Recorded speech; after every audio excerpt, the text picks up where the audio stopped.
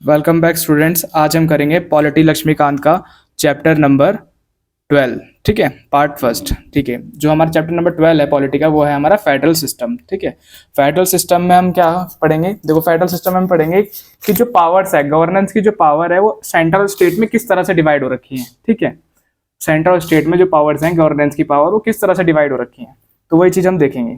अब देखो, जो फेडरल सिस्टम है वो किस वर्ड से मिलकर बना है? वो मिलकर बना है हमारे फेडरेशन से। अच्छा, और जो फेडरेशन वर्ड है ये कहाँ से ड्राइव हुआ है? ये एक लैटिन वर्ड से ड्राइव हुआ है, जो है हमारा फोइडस। अच्छा, फोइडस का मीनिंग क्या होता है? फोइडस का मीनिंग होता है ट्रीटी और एग्रीमेंट। ठीक है, ट्रीटी और एग्रीमेंट मतलब कि समझौता। समझौता किसके बीच में? सेंटर और स्टेट के बीच में समझौता। इसी से आता है हमारा फेडरल सिस्टम कि भाई दोनों, ये क्या है, समझौते की सरकार है कि हाँ भैया कुछ काम तुम करो, कुछ काम हम करेंगे, दोनों मिलजुल के काम करेंगे, कॉर्पोरेशन। ठीक है, ये चीज है। अच्छा देखो, it is a new state. ठीक है, new state form through a treaty और an agreement between the various unit. तो इस तरह से हमारे जो फेडरल सिस्टम का मतलब हुआ वो क्या हुआ कि एक ऐसी स्टेट है, ठीक है, एक ऐसी कंट्री है जहां पर जो मतलब कि जो सेंटर और स्टेट की जो गवर्नमेंट है वो मिलकर मिलकर कॉपरेशन के साथ काम करती है। कुछ रूल्स, कुछ रेगुलेशंस सेंटर के पास होते हैं, कुछ जो है स्टेट से रिलेटेड वो स्टेट के पास होते हैं। हालांकि जो मेन पॉइंट्स होते हैं वो हमारे सेंटर के पास आते हैं, क्योंकि हमें पता है कि सेंटर क्या करता है, कंट्रोल करता है स्टेट्स पर, लेकिन दोनों के दोनों मिलजुल कर काम करती हैं। हाँ ठीक है, तो अब देखते हैं आगे। देखो, नेशनल गवर्नमेंट, जो हमारी नेशनल गवर्नमेंट है।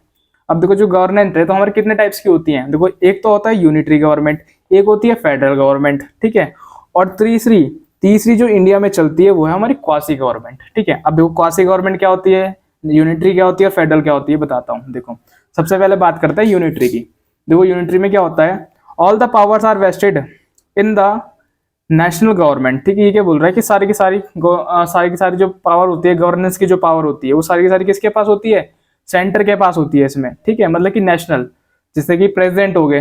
ठीक है, प्रेसिडेंट हो गया, फिर बोल सकते हो आप सेंटर, जैसे पार्लियामेंट, हमारे सेंटर में कौन है? पार्लियामेंट। तो सारी की सारी पावर हमारे, अगर यूनिटरी गवर्नमेंट होती है हमारे यहाँ इंडिया में, तो पार्लियामेंट के पास होती है, स्टेट के पास कोई पावर नहीं होती। जैसे फिर सेंटर से क्या करता, रूल्स और रेगुलेशन बोलता कि भैया आपको ऐसे काम करना है, तो वो जो स्टेट की गवर्नमेंट है वो सेंटर के बिहाफ पर काम करती। ठीक है, लेकिन इंडिया में कौन सी है? Quasi government. ठीक है, तो ये है कि यूनिटी गवर्नमेंट में क्या होता है कि सारी की सारी पावर सेंटर के पास होती है। अच्छा, जैसे कि एग्जांपल है ब्रिटेन हो गया, फ्रांस हो गया, चाइना हो गया, तो यहाँ पे क्या है? यूनिटी गवर्नमेंट है। ठीक है, यहाँ पे पावर्स का डिवीजन नहीं होता सेंटर और स्टेट के बीच में, नहीं, सारी की सारी पावर नेशनल के पास है, मतलब कि सेंटर के पास है, बड़े भैया के पास है। ठीक है, if all existing religion governments it drive there authority from the national government. देखो, ये क्या बोल रहा है कि सारी की सारी जितनी भी रीजनल रीजनल मतलब कि ये समझ लो कि जैसे हमारे यहाँ स्टेट है तो वहाँ पे रीजनल गवर्नमेंट जितनी भी है, रीजनल मतलब कि स्टेट लेवल पर जितनी भी गवर्नमेंट है, it drive there authority from the national government. मतलब कि वो नेशनल गवर्नमेंट के बिहाफ पर, मतलब कि नेशनल गवर्नमेंट इन्हें थोड़ी थोड़ी पावर दे देगी, हाँ भैया तुम ऐसा काम कर सकते हो, तुम ऐसा काम, मतलब कि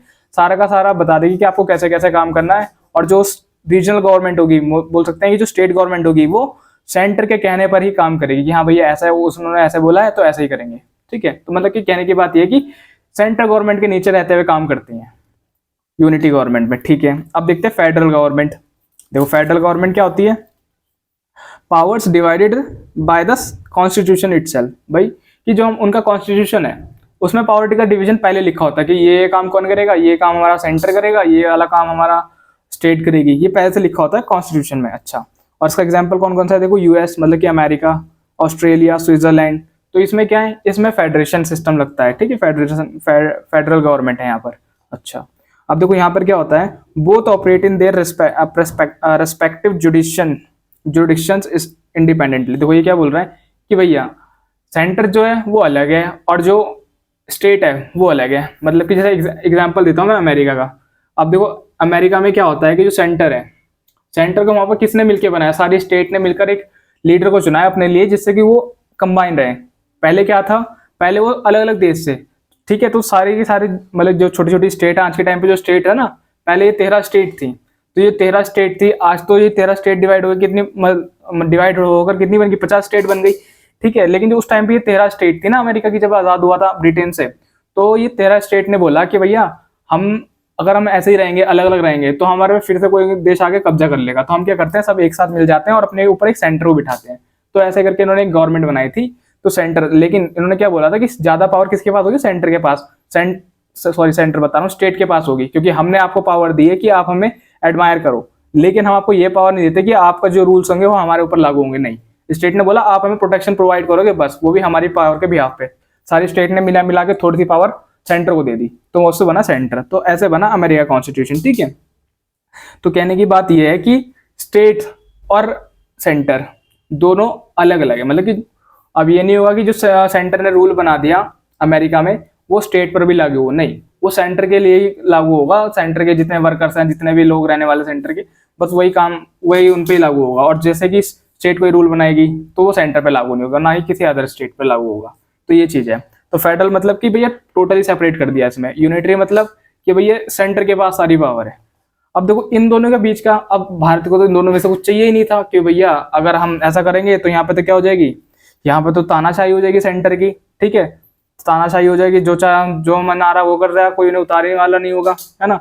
तो हमने इसे मना कर दिया यूनिटरी को, ठीक है। फिर हमने देखा फेडरल में, फेडरल गवर्नमेंट में हमने देखा भाई ठीक तो है, सेपरेट तो है, लेकिन ये क्या है, इन दोनों के बीच में कन्फ्लिक्ट बहुत है। कहीं ऐसा ना हो कि आगे चल के आपस में छूट छुटाव होता रहे, स्टेट अलग हो जाए, भारत का खंड वो हो जाए, ठीक है, अलग हो जाए, ठीक है, ऐसा ना हो। तो हमने क्या करा, हमने बीच का रास्ता निकाला। बीच का रास्ता मतलब हमने क्वासी गवर्नमेंट का इस्तेमाल करा, ठीक है, मतलब कि पूरी तरह से फेडरल नहीं है, ठीक है, पूरी तरह से फेडरल नहीं है, मतलब पूरी तरह से फेडरल नहीं है, मतलब कि हमने पावर डिवाइड करी हुई है सेंटर और स्टेट में, लेकिन इस तरह से नहीं कि भैया बिल्कुल ही अलग अलग है। सेंटर बड़ा भैया है, सेंटर चाहे तो स्टेट के जो रूल्स और रेगुलेशन है उन पर भी जाके कुछ पाबंदी लगा सकता है, ठीक है। तो ये हमने ये वाली गवर्नमेंट का इस्तेमाल करा। देखो ये क्वासी गवर्नमेंट क्या होती है, the feature of the unitary government and the federal government combined. इसमें क्या हुआ क्वासी गवर्नमेंट में कि जो हमारे यूनिटरी के फीचर है, मतलब कि सेंटर के पास ज्यादा पावर है, हमने ये फीचर उससे लिया यूनिटरी गवर्नमेंट से। और फेडरल गवर्नमेंट से हमने क्या पावर ली, फेडरल गवर्नमेंट से हमने ये पावर ली कि जो हमारा जो क्या बोलते हैं पावर्स है वो डिवाइड होंगे सेंटर और स्टेट में। हालांकि ज्यादा पावर किसके पास होगी, सेंटर के पास। तो इससे मिलकर बना हमारा क्वासी गवर्नमेंट। आया समझ में, ये चीज है। Strong centre influence on the powers of state, ठीक है, कि यहाँ पे क्या होगा, जो सेंटर है वो तो स्ट्रांग होगा, ठीक है, और वही सारी स्टेट में पावर डिवाइड करेगा कि हाँ भैया तुम्हारे पास इतनी पावर है। मतलब कि कहने की बात ये है, एक सब्जेक्ट्स बना दी गए अलग अलग कि भैया इन सब्जेक्ट पे तो सेंट्रल लॉ बनाएगा, इन सब्जेक्ट्स पर स्टेट लॉ बनाएगा। और एक और लिस्ट रखी गई कॉन्ग्रुएंट लिस्ट, मतलब कि उसमें बोला गया कि दोनों मिलकर इसमें वो बनाएंगे रूल्स और रेगुलेशन। कुछ ऐसे टॉपिक्स रखे गए और कुछ ऐसे सब्जेक्ट्स रखे गए, ठीक है। अब आगे देखते हैं, देखो आगे क्या है। अब देखते हैं कि कंपेयरिंग फीचर्स ऑफ फेडरल और यूनिटरी। भाई हमने फेडरल, यूनिटरी और क्वासी तो देख लिया, अब इन दोनों के बीच में डिफरेंस क्या है, किनके बीच में, फेडरल के बीच में और यूनिटरी गवर्नमेंट के बीच में डिफरेंस क्या है जो आप बोल रहे हो। तो देखो मेन डिफरेंस देखते हैं। सबसे पहले तो है डिवीजन ऑफ पावर।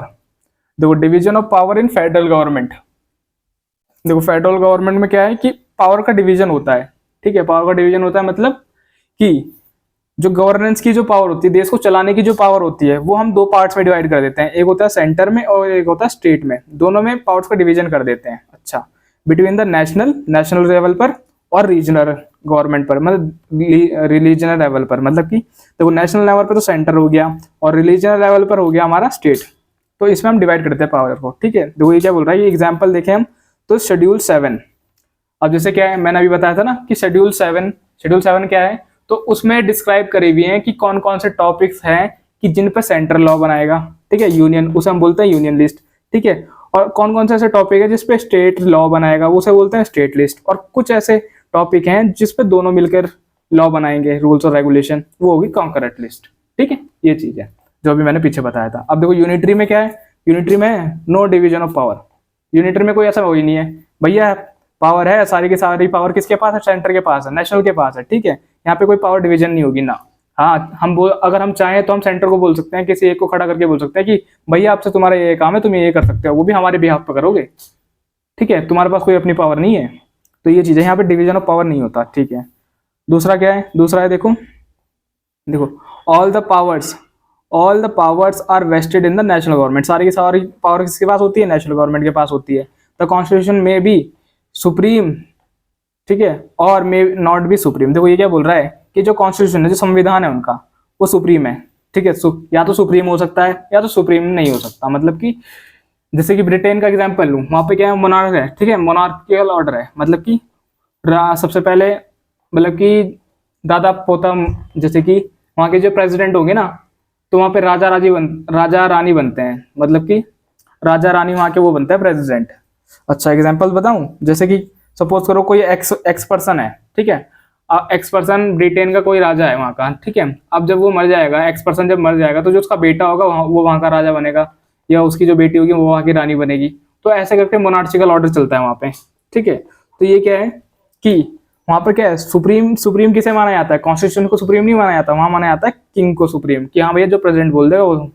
और ठीक है, देखो ये कि या देखो भाई ब्रिटेन का एग्जांपल दे रखा है, सुप्रीम कहाँ पर है, जापान में, ठीक है, जापान में कॉन्स्टिट्यूशन को सुप्रीम माना जाता है। लेकिन लेकिन अगर हम ब्रिटेन की बात करें तो नॉट सुप्रीम, क्यों, वहाँ पे प्रेसिडेंट को माना जाता है सुप्रीम, ठीक है, ये चीज है। अब देखो supremacy of the constitution, federal government में क्या है, फेडरल गवर्नमेंट में है कि जो हमारा कॉन्स्टिट्यूशन, जो हमारा संविधान है वो सुप्रीम है, उससे ऊपर कुछ नहीं, संविधान से ऊपर कुछ नहीं। अच्छा ये बोलते हैं।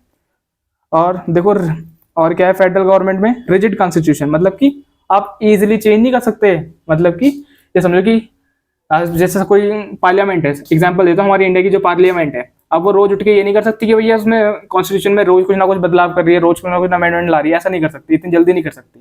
कुछ उसमें बहुत ज्यादा रिजिड है, मतलब कि बहुत ज्यादा रिजिड इन द सेंस की भैया सब कुछ सोच समझ के होगा, ये नहीं कि आप एक दिन उठे, रात को सपना देखा, हाँ भैया ऐसा करना चाहिए, सुबह उठे और सुबह एकदम अमेंडमेंट ला दिया ना, ऐसे नहीं चलेगा, ठीक है।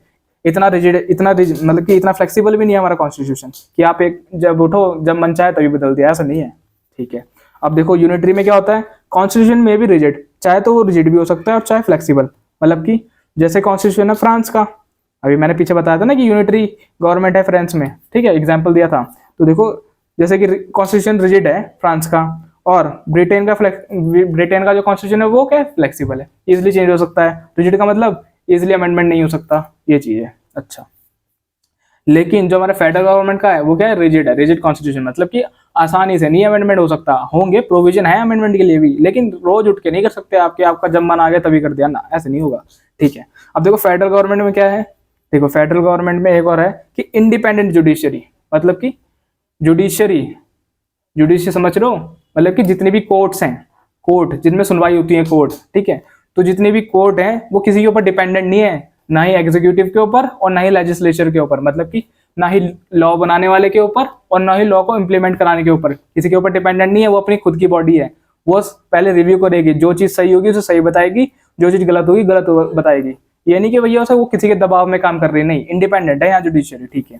और यहाँ का देखो यूनिटरी में क्या है, जुडिशियरी में भी इंडिपेंडेंट और मे नॉट बी इंडिपेंडेंट, देखो कि भैया यहाँ पे इंडिपेंडेंट भी हो सकती है और नहीं भी हो सकती इंडिपेंडेंट, ठीक है, वो देखने वाली बात है, वो गवर्नमेंट के ऊपर डिपेंड करता है, ठीक है। अब देखो बाइकैमरल लेजिस्लेचर, मतलब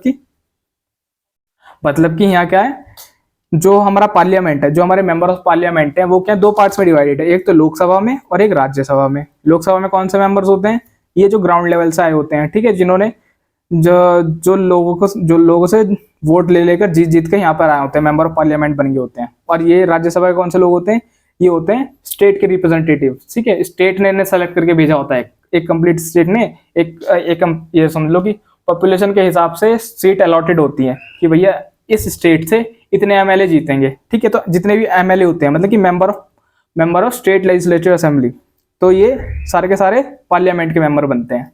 तो लोकसभा और प्लस राज्यसभा के मेंबर, मतलब कि अपर हाउस और लोअर हाउस में डिवाइड है, इसे बोलते हैं बाइकैमरलिज्म, ठीक है, लेजिस्लेचर। अच्छा और यहाँ पे क्या है, यहाँ पे वही है कि बाइकैमरलिज्म भी हो सकता है और यूनिकैमरलिज्म। बाइकैमरलिज्म मतलब कि जैसे ब्रिटेन का अपर हाउस में वहां पर क्या बोलते हैं, अपर हाउस को वहां पर बोलते हैं लॉर्ड हाउस, और लोअर हाउस को वहां पर क्या बोलते हैं, कॉमन हाउस, ठीक है, ब्रिटेन में। और जैसे कि हमारा चाइना का है, चाइना का क्या है, यूनिकैमरलिज्म, मतलब एक ही पार्लियामेंट है, एक ही हाउस है, ना कोई अपर ना कोई लोअर, सिंगल है बस, ये चीज है। तो ये हमने कुछ डिफरेंस देखे दोनों के फीचर्स में, फेडरल और यूनिटरी के बीच में, ठीक है। आगे देखते हैं, अब आगे क्या है, देखो अब देखेंगे federation can be formed in two ways. अब देखो फेडरेशन, अब जैसे हम क्या बोलते हैं कि जो हमारा स्ट्रक्चर है, हमारे जो इंडिया की गवर्नमेंट है, हमारा जो इंडिया का कॉन्स्टिट्यूशन है वो कैसा है, फेडरल सिस्टम है, फेडरल सिस्टम। हम फेडरल सिस्टम क्यों बोलते हैं, जब हमने बोला कॉसी है ना हमारा फेडरल है ना हमारा यूनिटरी, हमने बीच का माना, तो हमसे फेडरल क्यों बोलते हैं। देखो अब देखो ये क्या बोल रहा है कि federation can be formed in two ways. अब जो फेडरेशन है वो दो तरह से बनती है, ठीक है, इंटीग्रेशन होके, मतलब कि नंबर की, देखो इंटीग्रेशन मतलब जुड़ना, डिसइंटीग्रेशन मतलब टूटना। अब देखो कैसे, नंबर ऑफ मिलिट्रियल वीक और economical backward states independent come together to form a big and the strong union। Example USA. देखो जैसे मैंने अभी पीछे एग्जाम्पल बताया था आपको, क्या कि जो अमेरिका का कॉन्स्टिट्यूशन था, अमेरिका आजाद हुआ था, जो अमेरिका देश था, तो वो एक ही देश नहीं था। पहले वो बहुत सारे अलग अलग देश थे, वो 13 स्टेट थे। ठीक है, 13 स्टेट थे उस टाइम पे, बोल सकते हो कि 13 देश थे। ठीक है, अब जब वो ब्रिटेन से आजाद हुए तो ये 13 देश जो आजाद हो गए ब्रिटेन से। अब इन्होंने बोला कि भैया अगर ऐसे ही चलता रहा तो हम तो फिर किसी के अंडर में आ जाएंगे, कोई फिर हम तो काबू कर लेगा, हम तो छोटे छोटे देश हैं, हम क्या करें। तो उन्होंने क्या करा, एक ग्रुप बनाया अपना, और इन सबसे अपना मतलब कि अपने अपने जो नेबरिंग स्टेट है उनसे बात करी, देखो ऐसे ऐसे बात है, तुम पे भी खतरा नहीं आएगा, हम पे भी खतरा नहीं आएगा। हम क्या करते हैं, एक मिलके पूरा मिला के ना, अब 13 स्टेट को अपनी मिला के हम एक देश बना लेते हैं। ठीक है, उस देश का नाम रखा है इन्होंने अमेरिका। ठीक है, और इसमें जितनी 13 स्टेट थी, उसे स्टेट को डिवाइड करके इन्होंने कर दी 50 स्टेट्स। ठीक है, छोटी छोटी करके 50 स्टेट कर दी। ठीक है, तो ये क्या हुआ कि टुकड़े टुकड़े वाले ये 13 देश थे। ठीक है, सपोज करो XYZ 13 थे, और इन सब ने मिलकर एक देश बना दिया यूएसए, अमेरिका। ठीक है, और उन्होंने वो थोड़ी थोड़ी पावर सेंटर को दे दी। ठीक है, ये सेंटर बन गया इनका यूएसए। तो इनसे क्या होगा, इनका देश भी स्ट्रांग हो गया, प्रोटेक्शन भी मिल गई, और आप देख लो कितना स्ट्रांग है। और कोई बोल देगा छोटे छोटे 13 देश से बना हुआ है, आज तो पता ही नहीं किसी को। ठीक है, ये चीज है कि भैया कि जो फेडरेशन है वो दो तरह से बनी है। कैसे कैसे कि भैया इंटीग्रेशन, इंटीग्रेशन मतलब जुड़ जुड़ के, ये जो छोटे छोटे देश थे, ये 13 के 13 देश आपस में जुड़ गए तो उन्होंने एक बड़ा देश बना लिया। तो ये हो गया इंटीग्रेशन मेथड फेडरेशन का। अब देखो डिसइंटीग्रेशन मेथड क्या हुआ, a big unitary state is converted into a federation by granting autonomy to the provinces to promote and religion interests। देखो ये क्या बोल रहे हैं कि जैसे कनाडा है, तो ये जो कनाडा है ना, ये टूट के अलग हुआ है, ये पहले किसी देश का पार्ट था। ठीक है, तो ये जो देश का पार्ट था, तो क्या बोल रहे हैं डिसइंटीग्रेशन, कि फेडरेशन ऐसे भी बन सकती है कि डिसइंटीग्रेशन मतलब कि टूट के, कि कोई देश था अब वो बेचारा टूट गया। सपोज करो ये एक पूरा कंप्लीट देश है। ठीक है, ये क्या है, ये क्या है, एक पूरा कंप्लीट देश है। मैं एग्जांपल देता हूँ, अब ये 4 हिस्सों में डिवाइड हो गया। अब ये जो स्टेट थी, ये जो प्रोविंस थी, ये 4 स्टेट है। ठीक है, ये 4 स्टेट है। अब इस स्टेट ने बोला भैया ये तो मैं अपना तो अलग देश बना रहा हूँ, इस स्टेट ने बोला मैं अलग देश बनाऊंगा, इस स्टेट ने बोला चलो तो हम दोनों कंबाइंड हो जाते हैं। तो ऐसे करके 3 देश बन गए इनमें से। ठीक है, तो ऐसा ही हमारा जो बना हुआ है, एक कनाडा बना हुआ है, ऐसा ही देश बना हुआ है कनाडा, कि डिसइंटीग्रेट होकर बना है। तो एक ऐसा होता है डिसइंटीग्रेट फेडरेशन इसे बोलते हैं। तो फेडरेशन हमारी दो तरह से बनती है, एक होती है इंटीग्रेशन जुड़ जुड़ कर, और एक होती है डिसइंटीग्रेशन मतलब जो एक देश है उसमें टूट कर, ये चीज है। अच्छा, अब देखो कॉन्स्टिट्यूशन ऑफ इंडिया, भारत का संविधान। देखो भारत के संविधान, ठीक है, federal government, federal system of government, जो हमारे यहाँ की गवर्नमेंट है उसे कैसे चलते हैं, फेडरल सिस्टम में चलाते हैं। ठीक है, फेडरल सिस्टम। अच्छा अभी तो आपने बोला था क्वासी, हाँ बता रहा हूँ। अच्छा हमने फेडरल क्यों बोला, क्योंकि इसमें जो क्वासी गवर्नमेंट है, हमने इसके फेडरल के फीचर्स भी लिए हुए हैं। मैंने पीछे बताया था ना कि हमने यूनिटरी के भी फीचर्स लिए हुए हैं और हमने फेडरल के भी फीचर्स लिए हुए हैं। दोनों के फीचर्स मिला के हमने क्वासी गवर्नमेंट बनाई है। लेकिन हमने ज्यादा पावर किसे दी हुई है, सेंटर को, तो इसलिए हम इसे फेडरल भी बोलते हैं, फेडरल सिस्टम बोलते हैं। ठीक है, भले ही जो फेडरल है, फेडरल जो वर्ड है हमारे कॉन्स्टिट्यूशन में कहीं नहीं लिखा हुआ, फेडरल की जगह हमने यूनियन का इस्तेमाल करा हुआ है। ठीक है, हमने फेडरल वर्ड कहीं नहीं लिखा, लेकिन बोलते हैं कि फेडरल सिस्टम है। ठीक है, ध्यान रखना। देखो अब देखो क्या बोल रहे हैं कि framers adopted the federal system because of, देखो क्या बोल रहा है कि जो फ्रेमर्स है मतलब कि जो ड्राफ्टिंग कमेटी थी, जिसके चेयरमैन कौन थे हमारे, कमेंट में बताना कौन थे हमारे ड्राफ्टिंग कमेटी के चेयरमैन। ठीक है, बहुत ही जाने माने प्रसिद्ध व्यक्ति। चलो तो देखो दो रीजन की वजह से हमने जो फेडरल सिस्टम को अडॉप्ट करा, देखो क्या है। पहला तो रीजन ये था the large size of the country, क्योंकि जो हमारी कंट्री है, ठीक है, जो हमारा देश है, हमारा जो भारत है, इंडिया, ठीक है, ये क्या है, ये बहुत ज्यादा जियोग्राफिकल एरिया में बहुत ज्यादा बड़ा है। ठीक है, अच्छा और क्या है, दूसरा क्या है, सोशियो कल्चर डाइवर्सिटी, मतलब कि यहाँ पे जो डाइवर्सिटी है, भिन्नता है, यहाँ पे अलग अलग कल्चर के लोग रहते हैं, अलग अलग रिलीजन के लोग रहते हैं, अलग अलग कास्ट के लोग रहते हैं। तो मतलब यहाँ पे बहुत तरह से सोसाइटी में बहुत तरह से क्या है, डाइवर्सिटी है। कल्चर के बेस पे देख लो आप देख लो, ट्रेडिशन के बेस पे देख लो, आप रिलीजन के बेस पे देख लो, तो बहुत तरह की, लैंग्वेज के बेसिस पे देख लो, तो बहुत तरह की यहाँ पे डाइवर्सिटी मिलेगी। तो इस चीज को ध्यान में रखते हुए हमने फेडरल को चुना भैया। क्यों फेडरल को चुना, क्योंकि देखो हम अब देखो कुछ स्टेट ऐसे भी हैं जिसमें मोस्टली जो मेजोरिटी है किसी एक धर्म की या फिर एक रिलीजन की मिलती है। तो उस स्टेट में जो गवर्नमेंट होगी, तो उन्हें पता है कि स्टेट में जो रहने वाले जो इंसान है वो कैसे गवर्नमेंट चलाएंगे। तो उस चीज में झगड़ा वगड़ा ना हो, ठीक है, झगड़ा ना हो, बीच में कन्फ्लिक्ट ना हो आपसी दूसरे स्टेट्स में या सेंटर के बीच में, स्टेट के साथ। तो हमने क्या बोला, हमने बोला कि हम इसी सेंटर में से इसी के कुछ व्यक्ति को इसकी सरकार में ला देंगे। ठीक है, क्योंकि भाई देखो स्टेट का हेड कौन बनेगा, जो स्टेट का जानने वाला होगा। ऐसा तो थोड़ी कि दूसरे स्टेट के मेंबर्स को वो बना देंगे, वहां का सीएम बना देंगे, ठीक है, ऐसा थोड़ी करेंगे। मतलब कि डिपेंड करता है भाई, जो दिल जीत लेगा वो बन जाएगा, ठीक है। तो इस चीज को, इन दोनों फैक्टर्स को ध्यान में रखकर जो हमने गवर्नमेंट चुनी, अपनी जो गवर्नमेंट को चलाने की जो पावर चुनी, वो हमने चुनी फेडरल सिस्टम के हिसाब से, ठीक है, ये चीज है। अच्छा, why union is preferred not federalism. देखो मैंने अभी बोला था कि जो हमारे कॉन्स्टिट्यूशन में लिखा है यूनियन लिखा हुआ है, फेडरेशन का तो कोई इस्तेमाल ही नहीं लिखा हुआ वर्ड का। तो ऐसा क्यों है कि भैया हमने फेडरेशन को तो प्रेफर नहीं करा, हमने यूनियन को प्रेफर करा, जबकि हमारा जो सिस्टम है हमने फेडरेशन सिस्टम का हम फॉलो करते हैं, लेकिन हमने जो लिख रखा है कॉन्स्टिट्यूशन में वो यूनियन लिख रखा है। तो ऐसा क्यों है? देखो इसके पीछे रीजन है, term federation has nowhere being used in constitution. देखो मैंने वही बोला कि कॉन्स्टिट्यूशन में कहीं भी लिखा हुआ फेडरेशन, हमने देख लिया कहीं भी नहीं लिखा हुआ है। देखो ये क्या बोल रहा है कि article 1 describe India as a union of states. देखो इंडिया को क्या लिखा हुआ है, ठीक है, आर्टिकल 1 क्या है, आर्टिकल 1 हमारे देश का नाम बताता है, ठीक है, क्या बताता है, इंडिया दैट इज भारत, ठीक है। तो describe India as a union, India क्या है, सारी स्टेट का एक गठबंधन है, ठीक है, और ऐसा गठबंधन है कि अगर ये फ्यूचर में कभी टूटना भी चाहे तो ये टूट ना कर सके, ठीक है। तो फेडरेशन में क्या होता है, फेडरेशन सिस्टम में ये होता है ना, अगर हम फेडरल वर्ड का इस्तेमाल करते तो क्या होता है कि जो भविष्य में हम ये खतरा अपने लिए बना लेते, क्या खतरा, कि जो स्टेट है इसमें तोड़ तोड़ के जा सकती थी, ठीक है। अगर सपोज करो हैदराबाद है, अगर वो कल को उठ के ये बोल दे कि भैया हम तो अलग देश बनाएंगे, हमें तो छोड़ दो, हमें भारत के साथ नहीं रहना, तो हम जाने देंगे? बताओ, हम जाने देंगे? तो इस चीज को कंट्रोल करने के लिए हमने फेडरेशन वर्ड का इस्तेमाल ना करके यूनियन का इस्तेमाल करा, क्योंकि यूनियन का मतलब होता है गठबंधन, हमेशा जुड़ के ही रहेंगे, और फेडरेशन का मतलब होता है मर्जी है भैया, अलग भी हो सकते हो, साथ भी हो सकते हो, लेकिन हमें इसके कुछ फीचर अच्छे लगे इसलिए हमने फेडरल सिस्टम का इस्तेमाल करा। लेकिन अगर ऐसा ना हो कि भैया स्टेट टूट टूट के हमारे देश में से अलग जाने लगे कि भैया हम तो इस देश के साथ जा रहे हैं, तो ऐसा ना हो, इस चीज को रोकने के लिए हमने यूनियन वर्ड का इस्तेमाल करा। आया समझ में? अब देखते हो doctor B are Ambedkar ji ने भी इसके बारे में कुछ बताया है कि जो हमने यूनियन है वो क्यों इस्तेमाल करा है। देखो देखते हैं उन्होंने क्या बोला। इन्होंने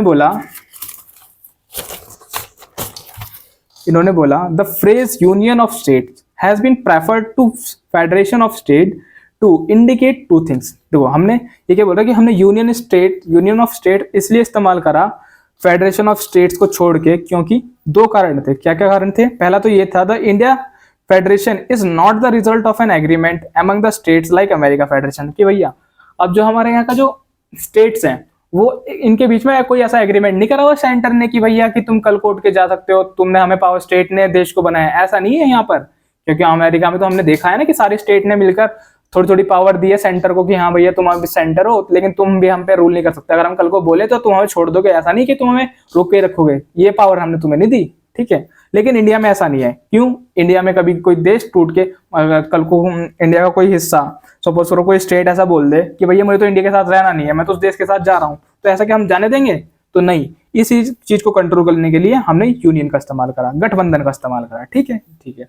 अब देखो दूसरा पॉइंट क्या है, the states have no right to secede. देखो भाई सीड फ्रॉम द फेडरेशन, कि भैया फेडरेशन, अगर हम फेडरेशन वर्ड का इस्तेमाल करते तो उसमें सीड होता। सीड मतलब कि कोई स्टेट अगर चाहे तो वो छोड़ के जा सकती थी, उसके मन मर्जी के हिसाब से चलता, कि भैया वो रहना चाहे तो रह सकती है, नहीं जाना चाहे तो, अगर जाना चाहे तो जा सकती है, और नहीं जाना चाहती तो हाँ इंडिया के साथ रह सकती है, उसकी मर्जी थी। लेकिन यहाँ पे क्या है, यूनियन का अगर हम इस्तेमाल करते हैं, यूनियन का इस्तेमाल करके स्टेट के पास ये पावर नहीं है कि वो सीड हो जाए, मतलब कि यहाँ तो छूट के चली जाए, ऐसा नहीं भैया।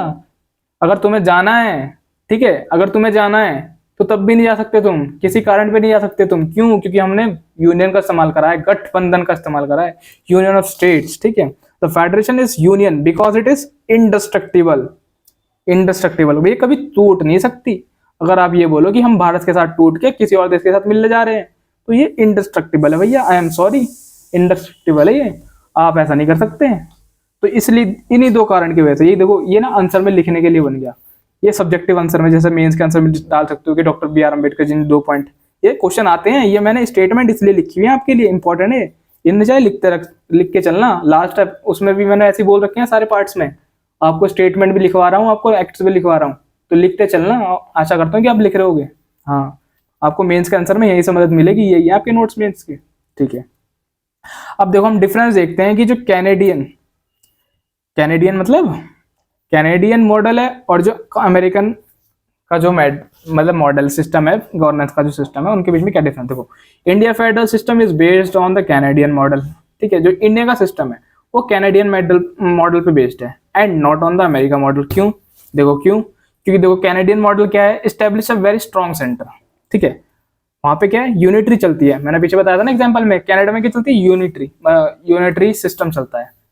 तो इसलिए अच्छा, सिस्टम यूनिटरी का सिस्टम मतलब कि वहां पे जो पावर होती है वो नेशन के पास ज्यादा होती है, मतलब कि सेंटर के पास ज्यादा पावर होती है, ठीक है। और तो इसलिए हमने कैनेडियन मॉडल को फॉलो करा कि भाई हम पावर देंगे ज्यादा सेंटर को ही। क्यों? बाय चांस कभी ऐसी कंडीशन हो गई कि स्टेट तो छूट के भागने लगी, आउट ऑफ कंट्रोल हो गई, ठीक है, इस सेंटर की बात ही नहीं सुन रही, तो सेंटर उन पर लगाम तो कस सके अपनी, तो इसलिए हमने सेंटर को ज्यादा पावर दी, ठीक है। अच्छा, the Indian federation reassemble the Canadian federation. तो ये क्या बोल रहा है कि इंडियन फेडरेशन ने अपने हिसाब से थोड़े बहुत चेंजेस करे कैनेडियन उसमें ना, कैनेडियन फेडरेशन में। देखो क्या क्या, इन इट्स फॉर्मेशन, थोड़ा फॉर्मेशन के ऊपर क्या, that is by way of disintegration, मतलब कि यहाँ पे जो है डिसइंटीग्रेशन नहीं होगा। जैसे कि कनाडा का क्या था कि खुद टूट के आया था, मतलब टूट एक देश से टूट के दूसरा देश बनाया था, उसने अलग देश बनाया था कनाडा ने, ठीक है, तो अलग से देश बन गया था कनाडा। लेकिन यहाँ पे ऐसा नहीं होगा, ये बोला। अच्छा, और क्या बोला, in its preference to the term union the Canadian federation is also called a union. तो ये क्या बोल रहे हैं कि हमने अपने टर्म में फेडरेशन में क्या इस्तेमाल करा है, यूनियन का इस्तेमाल करा है फेडरेशन की जगह पे, तो इसलिए हम कैनेडियन फेडरेशन को भी हम यूनियन ही बोलेंगे, ठीक है। कैनेडियन फेडरेशन को हम बोलेंगे कैनेडियन यूनियन, ठीक है। अच्छा,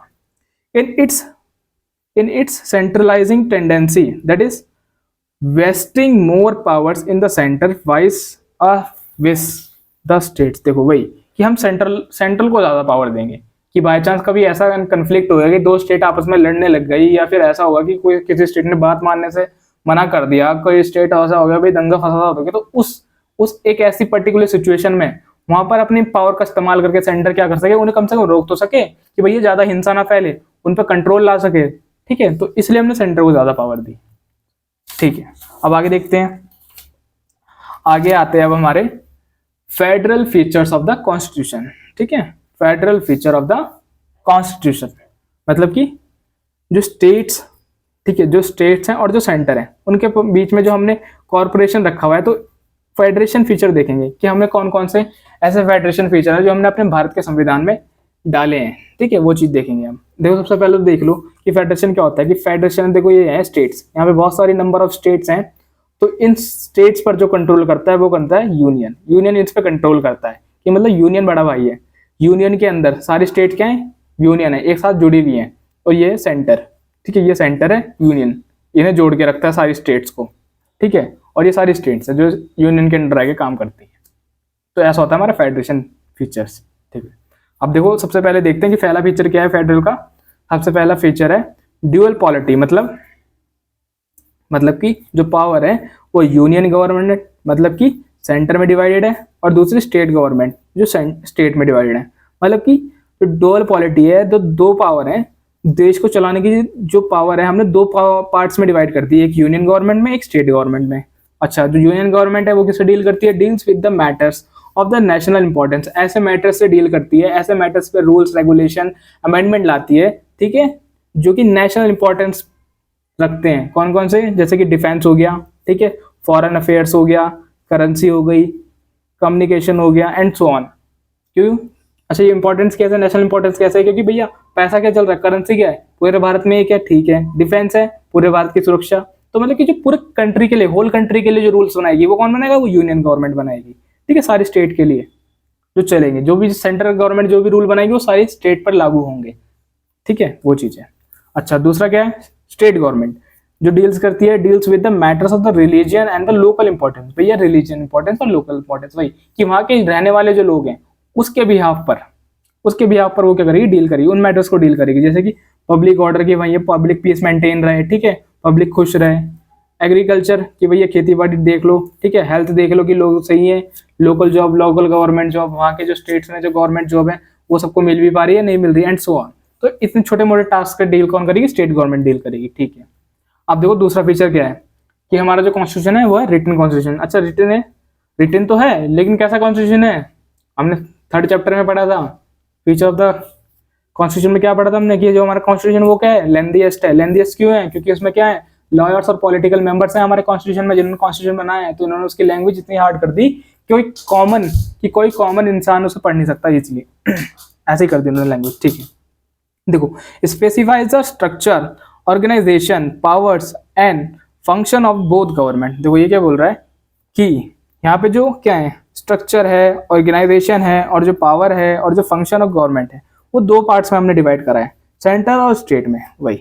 अच्छा, अवॉइड द मिसअंडरस्टैंडिंग, और इससे क्या होगा, इससे ये होगा कि हमारा कॉन्स्टिट्यूशन पे ऐसे लिटरल है, उसमें सब कुछ लिखा हुआ है कि भैया कि जो हमारे गवर्नमेंट का स्ट्रक्चर वो कैसा है, हमारे कॉन्स्टिट्यूशन में लिखा हुआ है, ठीक है। ऑर्गेनाइजेशन है, कौन कौन से ऑर्गेनाइजेशन है, वो सारे हमारे कॉन्स्टिट्यूशन, मतलब कि कहने का मतलब ये है कि लेंथीएस्ट कॉन्स्टिट्यूशन है, उसमें एक एक चीज के बारे में डिस्क्राइब करवाया कि हाँ भैया ये काम होगा तो कैसे होगा, गवर्नमेंट चलेगी तो ऐसे चलेगी, ठीक है। कौन कौन सी ऑर्गेनाइजेशन होंगी, कौन कौन से क्या क्या मेथड होंगे, वो सारा का सारा हमारे कॉन्स्टिट्यूशन में लिखा हुआ है। भारत का संविधान सबसे लेंथीएस्ट संविधान है हमारे भारत का, ठीक है, ध्यान रखना। अच्छा, तो इससे क्या हुआ कि जो हमारा कॉन्स्टिट्यूशन है लेंथीएस्ट है, ठीक है, लेंथीएस्ट। तो इसका एक फायदा भी है, क्या फायदा है कि कभी भैया अगर बात मिसअंडरस्टैंडिंग नहीं होगी, भैया कुछ ऐसा कर दिया कि कुछ इनकम्प्लीट लिखा रह गया और बाद में स्टेट और सेंटर के बीच में लड़ाई होगी कि भैया इसमें तो ऐसा लिखा ही नहीं, तो आप ऐसा कैसे कर रहे हो। लेकिन हमारे में ऐसा होगा ही नहीं, क्यों? क्योंकि हमने हर एक चीज के एक एक सिंगल चीज के बारे में हमारे कॉन्स्टिट्यूशन में पहले से ही लिखा हुआ है। हमारे जो फ्रेमर्स थे डॉक्टर BR अम्बेडकर जी थे, उन्होंने इस चीज का बहुत अच्छे से ध्यान रखा कि कुछ ऐसा छूट ना जाए जिससे कि आगे चल के परेशानी हो, ठीक है। कि अवॉइड करता है मिसअंडरस्टैंडिंग को। अच्छा, और डिसएग्रीमेंट्स बिटवीन द टू, ठीक है, मतलब कि सेंटर और स्टेट में कोई डिसएग्रीमेंट्स ना हो, ठीक है, उस चीज का ध्यान रखता है। पुट लिमिटेशन, और लिमिटेशंस लगाता है उनकी पावर पे, पार्लियामेंट की पावर्स पर भी और सेंटर की पावर पे भी। कैसे करके भैया, 7 शेड्यूल में वही union list, centre list, state list, ठीक है। तो वो जो लिस्ट है उन्हीं के ऊपर, उन्हीं के हिसाब से सारी जो गवर्नमेंट है वो चलती है कि यूनियन की जो पावर उसमें दे रखी है उसी पे काम करेगी, जो स्टेट को जो पावर दे रखी है वो उसी पे काम करेगा, और जिसपे कुछ ऐसा टॉपिक है जो दोनों के लिए दे रखे हैं तो उस पर दोनों लगाएंगे। हालांकि उस पर चलेगी, वो चलेगी सेंटर की। बड़ा भाई है भाई, बड़े भाई की मानेंगे बात, वही चीज है। अब देखो, डिवीजन ऑफ पावर, वही 7 शेड्यूल में डिवाइड करी हुई है पावर, यूनियन लिस्ट में, स्टेट लिस्ट में और कांग्रेस लिस्ट में। देखो, सेंटर के पास सबसे ज्यादा सब्जेक्ट दे रखे हैं 98, ठीक है, 98 सब्जेक्ट्स हैं, लेकिन आज के टाइम पे हैं, लेकिन स्टार्टिंग में जब बनाया था तब 97 थे, कोई एक इसमें और ऐड कर दिया बाद में, ठीक है। स्टेट लिस्ट पे 59 अभी हैं, लेकिन जब बने थे तब 66 थे, ठीक है, टॉपिक्स जिन पे रूल स्टेट कानून बना सकता है। अच्छा, और कॉन्करेंट लिस्ट, इसमें 52 सब्जेक्ट हैं अभी, लेकिन ओरिजिनली जब बने थे वो थे 47, कि भैया इस पर दोनों मिलकर वो बनाएंगे रूल्स और रेगुलेशन, ये चीज़ है। अच्छा, आगे देखो both the centre and the state can make laws on the subjects on the of the concurrent list, but in case of the conflict the centre law prevails. देखो ये भाई जो मैंने अभी पीछे बताया आपको कि मान ली बात, जो concurrent लिस्ट है हमने बोला कि उसमें सेंटर और स्टेट दोनों मिलकर लॉ बना सकते हैं उसमें, ठीक है, दोनों की मर्जी चलेगी उसमें, दोनों मिलजुल के लॉ बनाएंगे उसमें। लेकिन बाय चांस कभी कुछ ऐसा कंडीशन हो जाती है कि भैया कन्फ्लिक्ट हो गया दोनों के बीच में, कि स्टेट बोल रहा है मेरी मानी जाएगी और सेंटर बोल रहा है कि मेरा आइडिया बेस्ट है, इस पे इस तरह से रूल लॉ बनाओ, तो ठीक है, तो बात किसकी मानी जाएगी ऐसे कंडीशन पे? ऐसी कंडीशन पे बात जो मानी जाएगी वो मानी जाएगी सेंटर की। क्यों? क्योंकि भैया सेंटर के पास ज्यादा पावर है, वो बड़ा भैया, उसे ज्यादा एक्सपीरियंस है, ठीक है, तो सेंटर की बात मानी जाएगी, ठीक है। तो सेंटर लॉ प्रिवेल्स, कि भैया जो सेंटर बोलेगा उस पे वही बात मानी जाएगी फिर कॉन्करेंट लिस्ट पे, ठीक है। अच्छा, residuary subjects that is which are not mentioned in any of the 3 list are given to the centre. और देखो और क्या बोला कि ऐसे सब्जेक्ट्स जो आज उस टाइम पे जब हमारा कॉन्स्टिट्यूशन बना था, क्योंकि उस टाइम पे जो लिस्ट ये तभी बनी थी, ठीक है, तो ऐसे सब्जेक्ट के बाय चांस उन्होंने बोला फ्रेमर्स ने कि बाय चांस कोई ऐसा सब्जेक्ट आ जाता है फ्यूचर में कि जो आज के टाइम पे है ही नहीं, जो एग्जिस्ट ही नहीं करता, तो अगर ऐसा कोई सब्जेक्ट आ जाता है, जैसे कि मैं एग्जांपल देता हूँ इंटरनेट, उस टाइम पे इंटरनेट था ही नहीं, ठीक है, इंटरनेट कुछ था ही नहीं ऐसा, तो उस पे जो लिस्ट बनाएगी, जो कभी ऐसा उभर के कोई सब्जेक्ट आता है, AI वगैरह कुछ ऐसा सब्जेक्ट आता है जो उस टाइम पे था ही नहीं, तो उस पे भी जो लॉ प्रिवेल करेगा या फिर जो लॉ बनाएगा वो सेंटर ही बनाएगा, उसके पास जो पावर होगी वो सेंटर के पास ही पावर होगी, वही उसके ऊपर लॉ बना सकता है उस टॉपिक के ऊपर, ठीक है। अच्छा, देखो फोर्थ क्या फीचर है फेडरेशन का? सुप्रीमेसी ऑफ द कॉन्स्टिट्यूशन, की यहाँ पे क्या संविधान सबसे ऊपर है, सर्वोपरि है संविधान से ऊपर कुछ नहीं। देखो क्यों? क्योंकि अच्छा जो हमारा कॉन्स्टिट्यूशन है वो लेंथीएस्ट है भाई, उसमें एक एक चीज के हर एक फंक्शन के बारे में डिस्क्राइब करा हुआ है, तो कन्फ्लिक्ट होने का कोई मतलब ही नहीं बनता। तो वही चीज है कि हमारे जो कॉन्स्टिट्यूशन है वो सर्वोपरि है, उसने सब चीज के बारे में पहले ही बता रखा कि किस किस के क्या क्या पर्सन है, प्रेसिडेंट ये करेगा, प्राइम मिनिस्टर ये करेगा, गवर्नर ये करेगा, CM ये करेगा, स्टेट के ये काम है, सेंटर के ये काम है, सारे काम उसमें डिस्क्राइब करेगा और कैसे कैसे सिलेक्शन होगा सब कुछ। देखो द कॉन्स्टिट्यूशन, देखो कॉन्स्टिट्यूशन क्या बोलता है, सॉरी कॉन्स्टिट्यूशन क्या बोल रहा है बताओ, सुप्रीम। अब जो हमारा कॉन्स्टिट्यूशन है वो क्या सुप्रीम है, ठीक है, सर्वोपरि है, और द हाईएस्ट सबसे ऊपर है, लॉ ऑफ द लैंड की भारत की कंट्री के हर एक कोने का हिस्सा ले लो, ठीक है, भारत की कंट्री का हर एक, मतलब कि हर एक कॉर्नर को नोटिस कर लो, हर एक कोना, ठीक है, हर एक कोना भारत के संविधान के नीचे है, मतलब कि भारत के संविधान से ऊपर कुछ भी नहीं है, सबसे ऊपर जो है हमारा संविधान है, संविधान, हम सब संविधान के नीचे है, संविधान हमारे यहाँ इंडिया में सर्वोपरि है, सुप्रीम है, सबसे ऊपर है, ठीक है, आप उसे ऐसे ही नहीं अमेंड कर सकते, ठीक है, उसके लिए भी बहुत सारी, हमने पढ़ा था ना अमेंडमेंट में, अमेंडमेंट ऑफ द कॉन्स्टिट्यूशन में चैप्टर में, कि भैया कौन कौन से प्रोविजन है, कौन कौन सी हमने वो पढ़ी थी उसमें, मेजोरिटीज कौन कौन से पढ़ी थी, सिंपल, हाँ, और एग्जीक्यूटिव और स्पेशल, और कमेंट में बताना कौन कौन सी है, ठीक है। चलो देखते हैं। देखो ये क्या बोल रहा है कि जुडिशियल रिव्यू आर्टिकल, देखो आर्टिकल 13 क्या बोलता है कि जो भी हमारे basic structure of the constitution को क्या करेगा, अपोज करेगा या फिर उसके अगेंस्ट में आएगा, तो जो वो लॉ होगा या फिर वो रिजोल्यूशन होगा वो ऑटोमेटिक अपना आप ही डिसॉल्व हो जाएगा, नल और वॉइड हो जाएगा, खत्म हो जाएगा। देखो the law enacted by the centre और the state must confirm to its provision otherwise declared invalid by the Supreme Court और हाई कोर्ट। कि भैया अगर हमारे संविधान के आगे कुछ भी आया, हमारे संविधान के इंटरनल पार्ट के अंदर, इंटरनल पार्ट के मतलब कि इंटरनल पार्ट मतलब बेसिक स्ट्रक्चर के सामने कोई भी आया, कोई सा भी लॉ आया, चाहे फिर वो स्टेट ने बनाया हो चाहे फिर वो सेंटर ने बनाया हो, तो वो जुडिशियल रिव्यू के अंदर जाएगा और उसमें अगर ये पता चलता है कि ये किसी भी तरह से हमारे भारत का जो संविधान है उसके खिलाफ जा रहा है, तो वो नल और वाइड साबित कर दिया जाएगा, otherwise declared invalid, invalid declare कर दिया जाएगा। Keep check on the organs of the government, ठीक है, लेजिस्लेटर चाहे फिर वो लेजिस्लेचर हो, एग्जीक्यूटिव हो, जुडिशियरी हो, एट बोथ द लेवल्स, ठीक है, स्टेट पर भी और सेंटर पे भी, ठीक है। अब देखो रिजिड कॉन्स्टिट्यूशन, कि भैया फेडरेशन का एक और फीचर है, हमने पीछे पढ़ा था क्या कि रिजिड, अच्छा तो जो भारत का जो संविधान है क्या वो रिजिड है, हाँ भैया रिजिड भी है और थोड़ा फ्लेक्सिबल भी है, आपने मैं पहले बताया था, अच्छा हाँ मैंने बताया था भैया आपको याद है भाई, चलो देखते हैं फिर क्या है। तो वो रिजिड कॉन्स्टिट्यूशन क्या है कि rigid procedure of the amendment ensure, देखो अमेंडमेंट में भी बताया था कि rigid procedure of the amendment ensure division of powers and supremacy of the constitution. कि भैया देखो रिजिड कॉन्स्टिट्यूशन क्या है कि इसमें डिवीजन है पावर्स की, कि कुछ ऐसे टॉपिक है जिसपे स्टेट बना सकता है, लेकिन कुछ ऐसे पावर है जो सेंटर बना सकता है, लेकिन अमेंडमेंट जो लाएगा कॉन्स्टिट्यूशन में वो खाली पार्लियामेंट ही ला सकता है, ठीक है, सेंटर के पास ही पावर है कि वो कॉन्स्टिट्यूशन में अमेंडमेंट ला सकता है, स्टेट का कोई हक नहीं बनता है इस चीज में बताने में या फिर बोलने में कि सेंटर भैया ऐसा करो हमारे स्टेट में ये अमेंडमेंट ला दो, इस लॉ में ये अमेंडमेंट ला दो, नहीं, सेंटर उसके बारे में बोल भी नहीं सकता, इंट्रोड्यूस भी नहीं कर सकता, बस एक एक्सप्रेशन थी, क्या थी कि वो क्या कर सकता है, कमेंट में बताना, बस एक एक्सेप्शन थी उसकी, मैंने बताया आपको पीछे। अच्छा देखो federal structure that is centre state relation and judicial organisation, मतलब कि जो फेडरल स्ट्रक्चर है क्या है कि जो स्टेट और जो सेंटर है, ठीक है, ये क्या है आपस में कोऑपरेशन है, कोऑपरेट करके काम करते हैं दोनों के दोनों, ठीक है, कोऑपरेट ऑर्गेनाइजेशन है बोल सकते हो।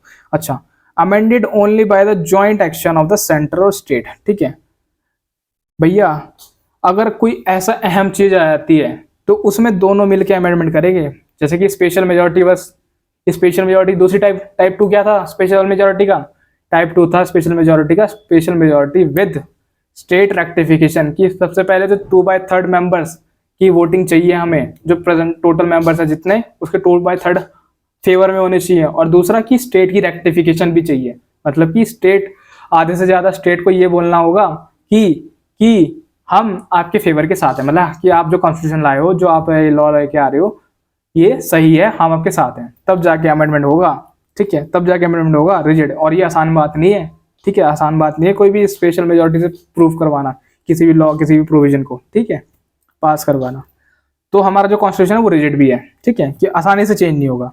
और देखो special majority of the parliament and also approval of the half, वही जो मैंने बताया कि पहले तो स्पेशल मेजोरिटी से पास कराओ और दूसरा फिर स्टेट लेजिस्लेचर से आपको क्या करना, रेक्टिफिकेशन लेनी है कि कौन कौन से स्टेट हमारे फेवर में है, तो उसमें भी रेक्टिफिकेशन में भी 50% + 1 कि भाई 50% से एक ज्यादा स्टेट की रेक्टिफिकेशन चाहिए, जैसे कि 28 है तो 28 में कम से कम 15 की रेक्टिफिकेशन की चाहिए, हाँ कि भैया हम आपके फेवर में, तब जाके जो रिजिड कॉन्स्टिट्यूशन है, जो भी हमारा रेजोल्यूशन है, जो भी कुछ है वो पास हो जाएगा, ठीक है, तभी जाके पास होगा, उससे पहले पास नहीं होगा, ठीक है। आगे आगे देखते हैं। आगे आता है हमारा दूसरा, इंडिपेंडेंट जुडिशियरी, ठीक है, मतलब जो हमारी जुडिशियरी है, जुडिशियरी मतलब कि कोर्ट, भाई कितनी बार बताऊं यार, याद रखा करो, कोर्ट, ठीक है, court, high court, supreme court, local court, ठीक है, जितने भी ये कोर्ट हैं ये सारी जुडिशियरी है, मतलब कि इनका काम है कि जो चल रहा है कि सबको सही चल रहा है, इनका ये देखना काम है, ठीक है। देखो पर्पस, तो भैया देखो पर्पस क्या है जुडिशरी का, to protect the supremacy of the constitution, कि भैया संविधान को बचाए रखें, कोई संविधान का उल्लंघन ना करे, ठीक है।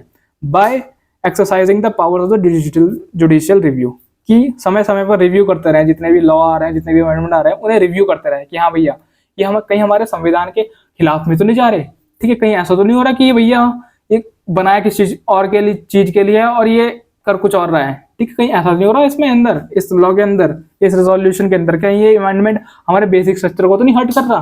तो इस चीज का जो रिव्यू करेगा वो कौन करेगी, जुडिशियली बॉडी, मतलब कि सुप्रीम कोर्ट, हाई कोर्ट, ये सब करेंगे इस चीज का रिव्यू। सबसे पहला पर्पस यही है इनका, प्रोटेक्ट करें हमारे सुप्रीमेसी ऑफ द कॉन्स्टिट्यूशन को बाय जुडिशियल रिव्यू देखकर, ठीक है।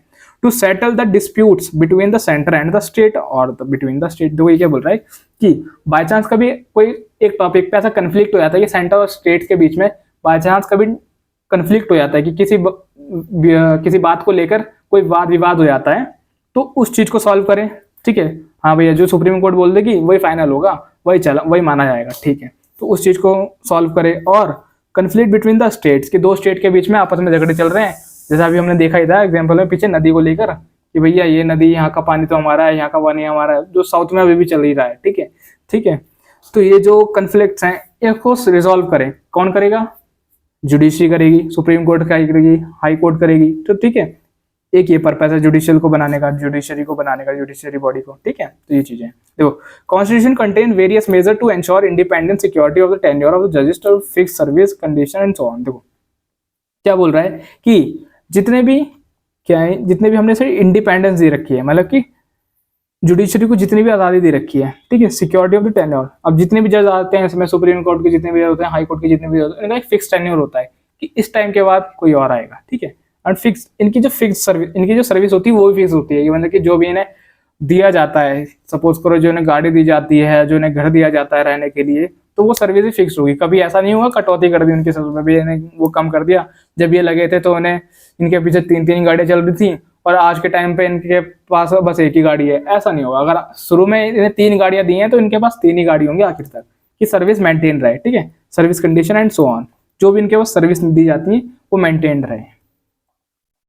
अच्छा अब देखो बाइकैमरिज्म पीछे बताया था कि जो हमारी जो पावर होती है, जो हमारी गवर्नमेंट की जो पावर है वो 2 पार्ट्स में डिवाइड होती है, ठीक है। कौन कौन सी, एक लोकसभा मतलब कि लोअर हाउस, और एक राज्यसभा जो है अपर हाउस, ठीक है।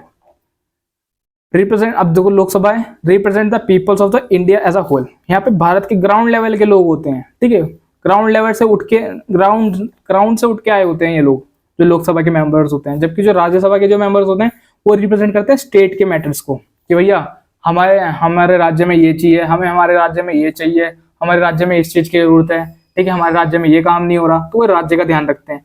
और जबकि जो लोकसभा के मेंबर्स होते हैं वो लोग रखते हैं, ठीक है, पीपल्स का ध्यान रखते हैं।